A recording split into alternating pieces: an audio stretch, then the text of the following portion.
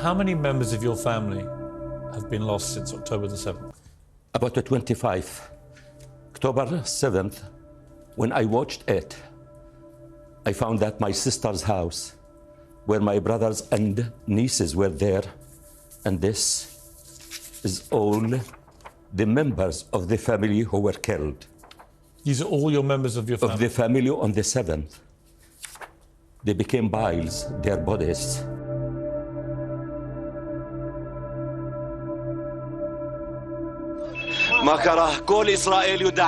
Everybody in Israel knows that I was talking on television and on the radio, that we are at home, that we are innocent people. Suddenly today, when there was hope for ceasefire, on the last day I was talking to my children, suddenly they bombed us. Is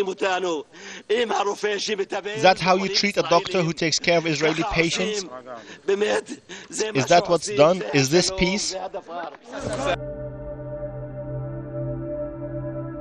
I was born, raised, and lived in my home still in Jabalia camp. And a lot of your relatives have already been killed since October the 7th there. Yes. In these airstrikes. But also you've told me that right now there are ongoing attacks. Yes, they are there in Jabalia camp, living, staying there. They are alive now. I don't know after we finish if they will be alive to talk to them or not. But it's important, Piers, I want to tell you, let us talk. A man to a man. Do you have children? Yes. So, a father to a father, a human to human. You know, once the apple fell down, we discovered the gravity. So let us today discover the humanity and the truth. Because the truth is important based on evidence. Jesus said, seek the truth, and the truth sets you free. And I hope all to be free today from this meeting, and to be human, and to behave as a human, and to advocate only and just only for humanity. How many members of your family have been lost since October the 7th? About 25. October 7th, when I watched it, I found that my sister's house, where my brothers and nieces were there, and this is all the members of the family who were killed. These are all your members of your family? Of the family on the 7th. They became piles, their bodies. This is my niece who was killed. This is her body. This my niece who was engineering, graduated. She was found under the rubble. This is my niece. She is a medical doctor. She was supposed to start her specialty.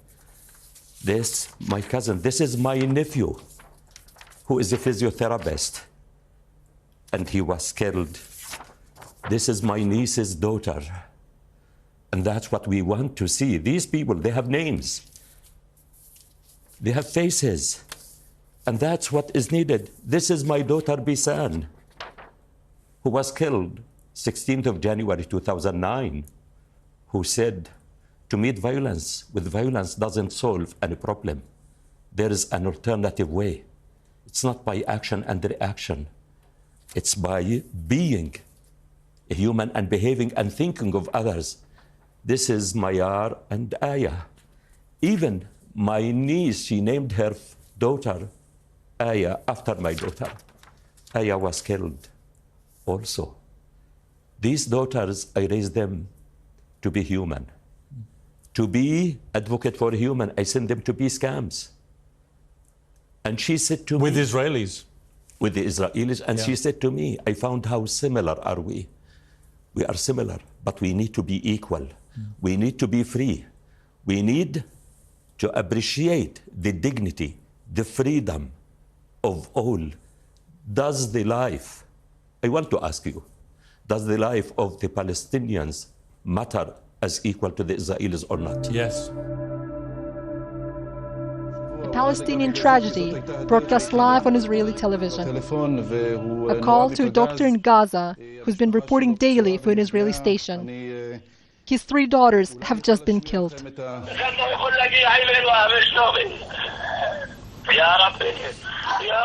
They've killed his family, he says. I think I'm a bit overwhelmed too. He then explains that Dr. Abuelaish is a Palestinian physician who's worked for years at an Israeli hospital.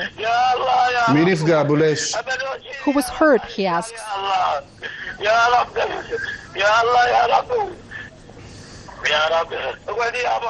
He has 8 children, the journalist explains. Maybe we can do something to help. Abuelaish, where's your house? The cameras then follow the journalist as he tries to use his contacts to send ambulances to help the survivors. Incredibly, he succeeds. The Israeli army allows a Palestinian ambulance to go straight to the Eretz border crossing. From there, the injured are transferred onto Israeli ambulances and taken to Israeli hospitals. Among them, one of the daughters who survived.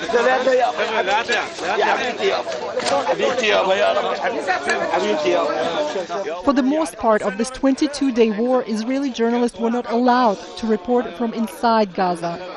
And Dr. Abuelaish, a Hebrew speaker, was one of the rare voices bringing the reality of the Palestinian suffering into the Israeli living rooms. Everybody in Israel knows that I was talking on television and on the radio, that we are at home, that we are innocent people.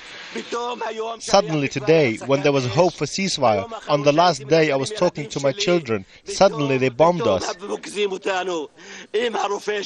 Is that how you treat a doctor who takes care of Israeli patients? Is that what's done? Is this peace? The Israeli army said a tank shelled the doctor's house in response to sniper fire coming from the building. Eyewitnesses denied that. Many Israeli viewers called the station to give the doctor their support. Moved by the tragedy of one father, made real by the power of live television. But over 90% of the Israelis still support the war on Gaza, while hundreds of other tragedies remain just a number in a rising Palestinian death toll. Rose Ibrahimova, Al Jazeera.